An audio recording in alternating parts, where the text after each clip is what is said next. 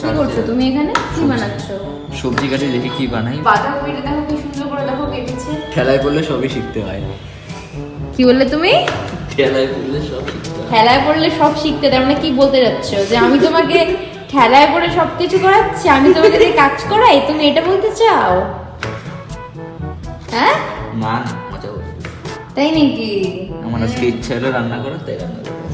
আচ্ছা, কি বানাবো নিজেও জানি না। এখানে হচ্ছে তোমার ওই দারচিনি এলাচ দিয়ে ও এখানে সেদ্ধ করতে দিয়েছে ভাত থেকে, সোয়াবিন গুলো সেদ্ধ করে নামিয়ে রেখেছিল।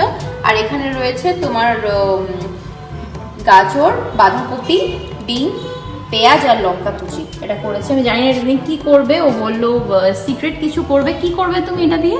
সেটা সারপ্রাইজ। তুমি এখানে চলে যাচ্ছে সাদা জিরে, তারপর এখানে দিল সোয়াবিন, ওইটাকে ভালো করে ভাজা হচ্ছে।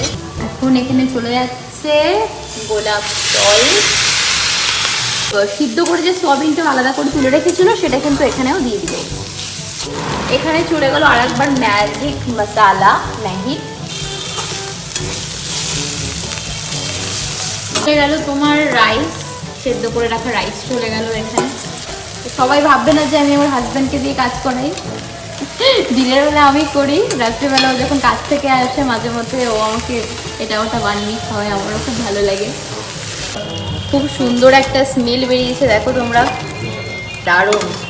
আহা হা হা, একদম ঝুরঝুরে হয়েছে। এটা যদিও খুব একটা হেলদি নয়, যেহেতু এখানে ঘি অ্যাড হয়েছে, একটা মুখরোচক একটা খাবার। খেয়ে দেখি কেমন। দারুণ হয়েছে, দারুণ, অসাধারণ হয়েছে। এত সুন্দর মানে আমি নিজেও মানে বানাতে পারি না, এত সুন্দর বানায় মাঝে মধ্যে।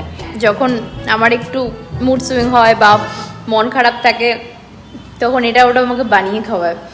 আজকের মতো এতটুকুই, নেক্সট ব্লগে দেখা হচ্ছে, বাই।